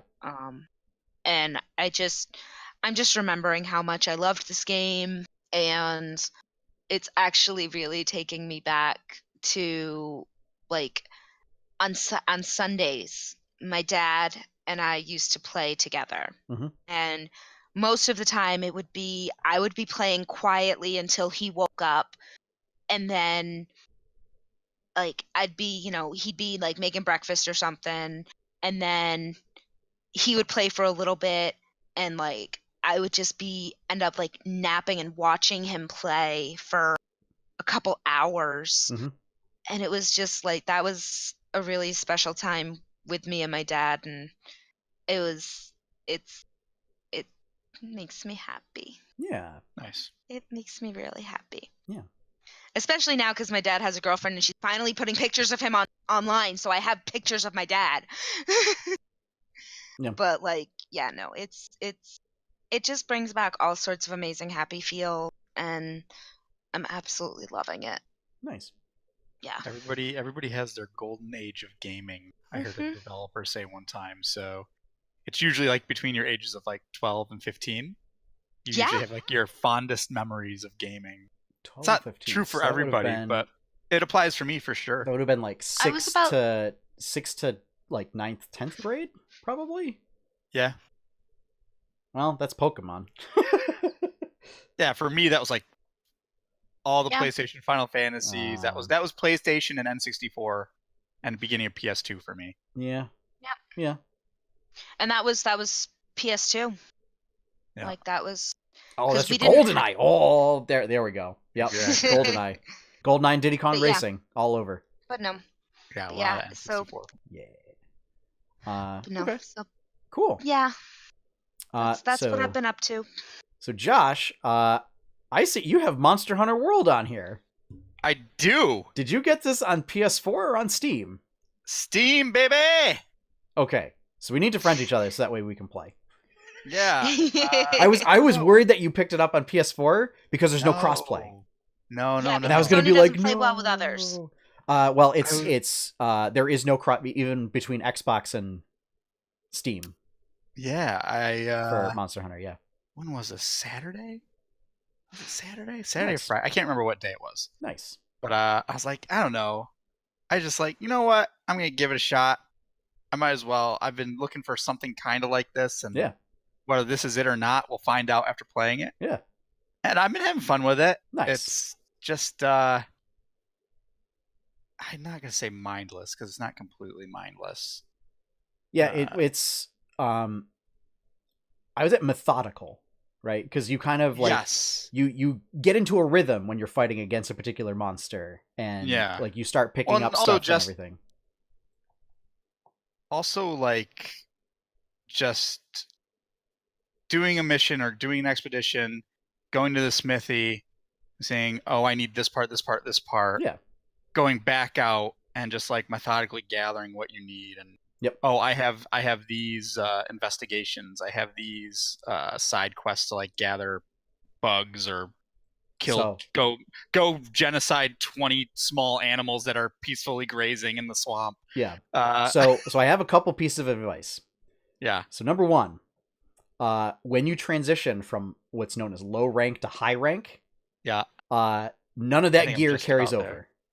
Oh, really? Is you end up replacing all of your low rank gear with high rank gear, but you have I to guess like I'm wasting my recraft it. time. So like, and I made that mistake. Was like I crafted like every single piece of low rank gear, and then I ended up Oh, selling it I'm all. not doing Yeah. every piece. I crafted an Anjantha gear, Anjanath, yeah, Anjanath. Yep. The fire T-Rex, whatever it is. yeah, Which is like the first actual hard thing I had to fight that like killed me a bunch of times before also I got it together. terrifying when you first start that game because you're like, oh, this is a big iguana that I'm gonna fight. Oh, look, he's I all big saw and it, I was chunky like, and oh. everything. I didn't think anything of it at first. I'm like, I didn't fight it because I didn't have a Yeah. mission for it, and it didn't attack me outright. So I'm like, oh, whatever. Yeah. I got the mission to fight it, and it was like, I started using greatsword, and just the way that thing plays, it's so slow that Yeah. it does a lot of damage when you hit. Oh yeah. It does a lot of damage when you pull the 3-charge combo. Yeah. It's nice, but I just wasn't getting opportunities, and I'm not good enough at the game yet to pull off the tackles and everything required to do it correctly. So I switched weapons, and I switched to Insect Glaive, which is That was super technical. so fun. It's Yeah. so fun. That is It's so fun. one of two types of, or technically in this game, three types of weapons that are spin to win, baby. Oh, yeah. I'm vaulting up in the air, spinning around, flying around. It's like, yeah, you vault up Mounting. into the air. Your bug then catches you and allows you to double jump in the air, which is like, how does physics work? Yeah. Yeah. The only annoying thing about it is you have to gather the buffs real quick. Yep. With your bug. Yeah. Which is fine. It's not too hard to do. But every once in a while, you kind of got to stop the action. Be like, oh, I got to shoot my Yeah. bug at the three body parts to get the 3 different buffs. But it's fine because this weapon, I like the quickness of the weapon. It attacks fast. It applies like I have the poison one, so it applies poison really quickly. Nice. Because it attacks so quickly. It's easy to mount things because I can vault myself into the air. Yes. Yeah. I can also dodge things super easy by just zooming around in the air. Yeah. So fun And then fact is When the I did insect that, the glaive. Anjanath was so much easier. Yeah, the insect glaive, when it was first introduced, was introduced for the purpose of mounting monsters back in Monster Hunter 4. Yeah. Like, they introduced that and mounting monsters, and were like, yeah, this weapon is designed so that you can mount monsters with it. Yeah. Because like no other weapon would allow you to do that. You would have to like find a ledge and jump off of it onto a monster. So that's good to know about the armor, because I think I'm it's really like close. find yourself like a decent set of armor and then just ride that to high Basically, rank. what I did. Yeah. I made like 3 pieces of the Anjanath set just because it gave a set bonus for having 3 pieces. Yeah. And I've just been upgrading the armor pieces. Yep. To keep it up to date with all the newer stuff I'm getting, and then occasionally I'll build like the off pieces of the new monsters I kill, and that keeps me up to date. Nothing, and I feel like I'm doing fine because none of the monsters' attacks hurt me like a ton unless I take real bad direct hits. Yeah. So I know my armor's fine. The one annoying thing is I don't know. I don't feel like you upgrade your weapons enough. I never feel like I'm becoming stronger offensively.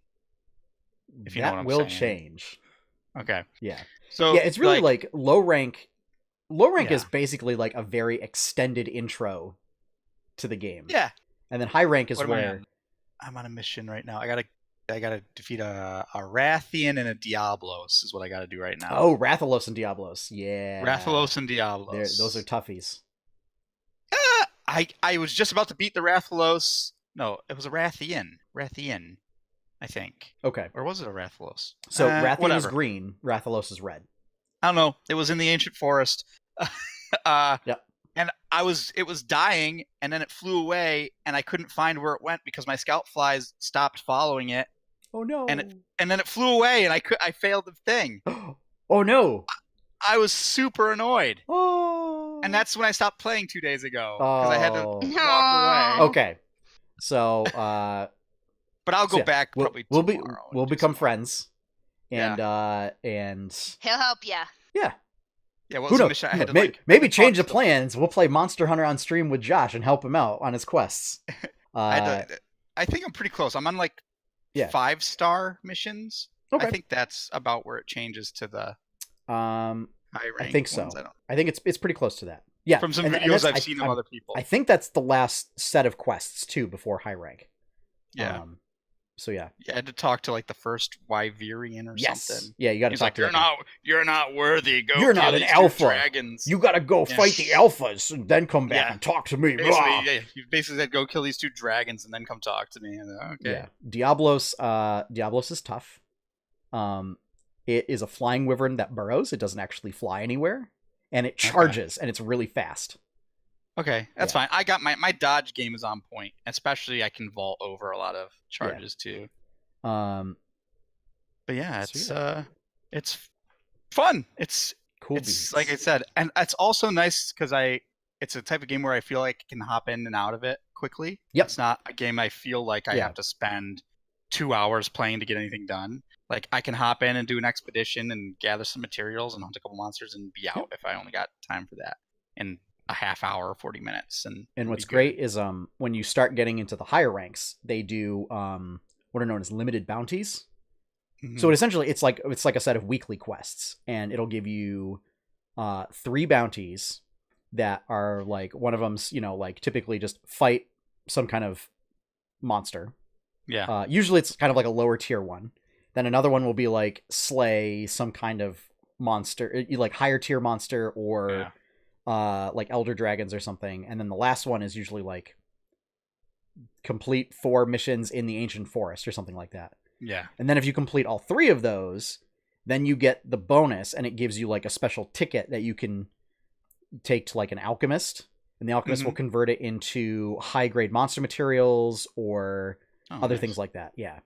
Nice. So that's, I mean, and I like that it's very clear on what you need to do to get the gear. So it's like, here's the pieces you need. Go do what you got to do. And it's like, oh, it's very clear on what I need to do. There's also a wish list function that you can add items to your wish list, and that way when you acquire materials for them, it'll automatically pop it up on the side. Yeah. And then it'll tell you like, hey, you've completed this stuff for this. You can go craft it now. Yeah. So yeah, it's a fun game. So yeah, we can play together some point. Yeah. And then the other game I've been playing like every day is Heroes of the Storm. Hotes. Apparently listed as a classic game internally by Blizzard. I guess there's a position up for like classic games esports team leader or something. Funny. And included is like Warcraft 3, Starcraft 2, Heroes of the Storm. I've actually been I started doing ranked matches the other day with a friend of mine. Oh, wow. You have to do 10 placement matches first before you get put in a league. Yeah. But I think out of our 10, we're 5-2 right now. We have 3 more matches to go. We were doing that's pretty good.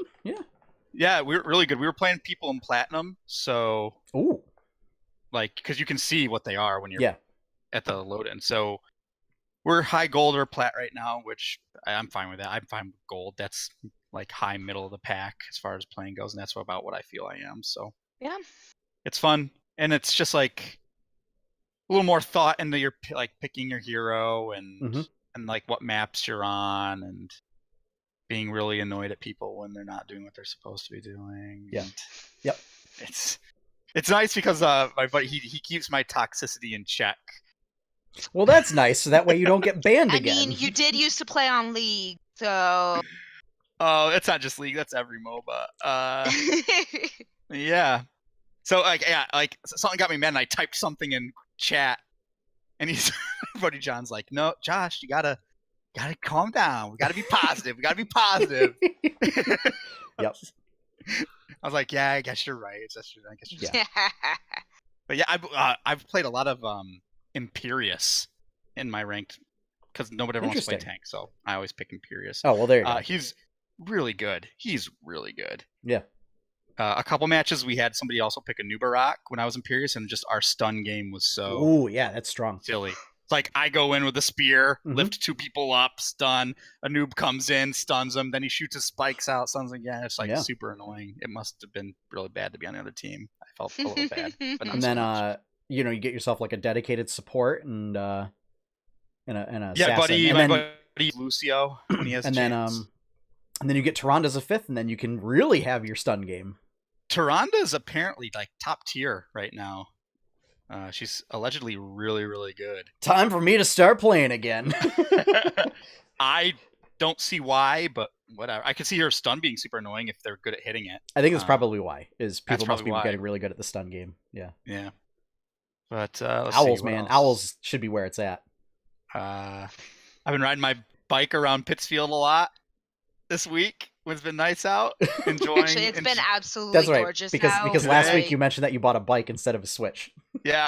I spent $400 on a bike instead of buying a Switch. Get it in this weekend because this weekend it's gonna rain. Yeah, I knew. That's literally the reason why I didn't go in today to do paperwork in my office was because and it's vacation. But I was like, oh, it's gonna be like the only really nice day this week, so I wanted to get out and ride a bit. It's supposed to be really nice next week though, so there is that. Yeah. Perfect. So I'll keep my bike in the back of my car for after school when I get out.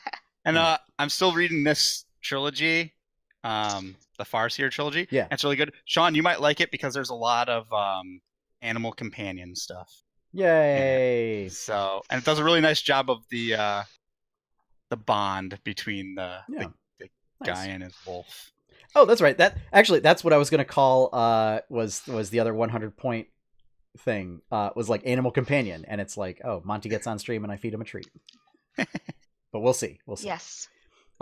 So we should totally do that because Monty is best boy. Yeah. I played Mega Man 11. I really enjoy it. If you like Mega Man, pick it up.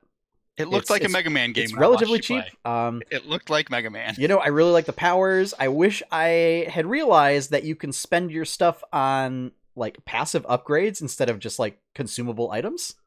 Oh, I didn't find that out until like the second playthrough that I did. Oof. Or the second stream that I did. So like after that first one that I think you watched, Josh, where I was just going through like mega bustering everything. I noticed. Yeah, and didn't realize like, I can get passives like auto charge your mega buster. Yeah, like just passively. Or a great one is when you use speed gear, you move at normal speed and everything else moves at half speed. Instead of everything moving at half speed. Yeah, that's pretty good too. Yeah, it made stuff a lot easier to handle. I bet. And I definitely needed it for some of the boss fights in Dr. Wily's castle. I'm sure it had a standard Mega Man. There's a boss rush at the end, I bet, right? Yep. Yeah, standard Mega Man. It was me trying to remember then, because I had actually watched it on a stream with Pro Jared.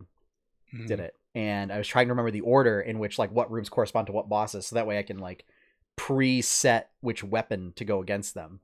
Got it wrong every time, and then had to like frantically switch between which weapon I needed. and then remember which one counters which one. So yeah, some of the ones are a little weird. Block Man counters Acid Man. I don't know why, but sure. I feel it would be the reverse, but okay. Yeah. I don't know. Some of them make more sense. Impact Man counters Bounce Man, because Impact Man is a giant metal spike, and Bounce Man is a big balloon ball. Yeah. Torch Man counters Blast Man, because fire makes bombs go boom. Yes, apparently. It does. Blast Man counters Block Man, because bombs blow up walls. So, yeah. Really good themes. The music was pretty good. Sadly, no remix of Dr. Wily Castle 2, perhaps one of the greatest video game themes of all time. It's up there. Yeah. But, Yellow Devil, Dr. Wily, some sort of security system bot, all that good stuff. So, spoilers, but, it's a Mega Man game. There's going to be the Yellow Devil. Yeah. So, I also got back into playing Smash Ultimate. Oh, Woo! Boy. Just, Does Joker come out yet? Joker came out today. Oh, they did come out today. Yes, he came out today. Didn't realize hadn't bought the Fighter Pass. Bought that like last week. So I saw some meme. It showed Joker, and then below it showed a picture of like a real close up of Kirby with a gun, and I was like, "Oh God, no!" Yeah. Let's see. Whatever. I've just been doing like spirit battles, and trying to just unlock more of the achievement type stuff. Yep. Yeah. So got some interesting ones. There's a staff wielder event going on right now, so like you can get a lot of Golden Sun related spirits. And like Crystal from Star Fox, as well as it's anybody that wields a staff. So all the I never would have thought that. Staves are the best weapon. It's all magic users. They apparently count the Star Rod as a staff, so it also unlocks the Star Rod spirit, which is useful for unlocking like several high tier spirits. So nice. There you go. Cool. But yeah, Smash is fun. Unlocking music for that, so I can have a giant major playlist. And Mii costumes. That's right. Yeah, the Fighter Pass also comes with a Rex outfit for Mii fighters. Oh, I didn't know that. So you can dress them up as Rex. That was why that was. Them look like Reggie. You can make a Mii that looks like Reggie. You should make a Reggie Mii. There used to be like that was a design that you could just import into. Yeah. I think it was the Wii or the 3DS or whatever that Nintendo like sent you that Mii to add to your system. So that was fun. And then Megan and I played Innovation, which is just a card game. It's not a video game; it's a card game where there's different ages of technology, and you just build different technologies, and your goal is to amass points. And the technology acts as like tech trees and tech engines and stuff. Nice. Things get really crazy, like Megan jumping from... So it divides history up into 10 ages, from prehistory to the information age. Okay. So age 5 is like age of enlightenment, or maybe age of exploration, whereas like age 3 is like the medieval age. Yeah. So to give you an idea, Megan jumped from age 5 to age 8, which is the modern age, using education, and then jumped from age 8 using quantum theory to age 10, and then got researched the internet, and then won, because once you get to age 10, everything steamrolls and you just start accumulating points like crazy. Megan used her Civ, like, yeah, playing prowess to absolutely just wreck. Yep. And I thought up until then I was doing really well, like stealing points from Megan and stuff like that, and like I had the age lead, we'll say. And then education into age 8 was just gross. And then quantum theory is like one of the best technologies you can get, because it just auto bumps you up to age 10. And again, gross. So it's a really fun game, so be sure to check that out. And then I picked up Boss Monster: The Next Level, which is essentially an expansion to Boss Monster, which is a card game where you are the boss monster of like an 8-bit video game dungeon, and your goal is to build out your dungeon and attract heroes and then kill them before they reach you. And every hero that you slay, you get their soul, which is just a little gem. And your goal is to essentially get 10 souls before you take 5 wounds. And if a hero reaches you and survives, you take a wound, or 2 wounds if it's an epic hero. Didn't we play this once? We did. Yes. So the expansion gives you a whole bunch of new monsters that have interesting abilities that last like the rest of the game, and a whole bunch of new and interesting dungeons, as well as dark heroes, which any opposing boss monsters can discard room cards of a certain type to give that hero extra health when they're running through your dungeon. So there are a lot of like anti-hero type stuff like barbarian, vampire, assassin, witch. And then there's hybrid heroes, which are all epic heroes. And they count as 2 different types of icons. And then they all have their own special abilities. So like the archer counts as both a thief and a warrior, and then skips the last room of your dungeon. So you have essentially 4 rooms to take them out instead of 5. And then there's the brothers, which they have 20 health, and they pick essentially whoever's winning. And it's near impossible to kill them. So it's just, I'll just eat these 2 wounds and hope that doesn't kill me. So yeah. Seems good. Nice. Yeah. Definite like Caramon and Raceland vibe with the brothers, since one of them's a warrior and the other one's a wizard. Yeah. And they essentially go after the person, who has the most net points. So it's essentially points minus wounds, and they go to that person. So, but a lot of fun. Yeah, a lot of cool, interesting abilities on those rooms. So yeah, and it was like I forgot to say something. Sorry. Yeah. This has nothing to do with anything. Okay. I thought you were finished. That's why I was going to say it. Oh, just $25. Nice little expansion. Can be mixed with Boss Monster 1 or played as a standalone expansion. So, yeah. Good to go. Cool. Sorry. I was at Walmart today, and I was perusing through the toy section, as I do. Yeah.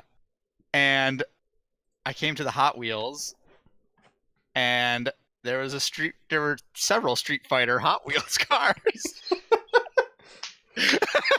Was it like the Hadouken and the Sonic Boom and the... No, they were just regular cars with like Street Fighter graphics on them of different characters. Interesting. So there was so one weird. There was like a van with Guile on one side and M. Bison on the other. Okay. There was a truck with Chun-Li on one side and Vega on the other side. There was a van that had Ken and Ryu. And then there was another one that was like, it was Cammy and Zangief, I think.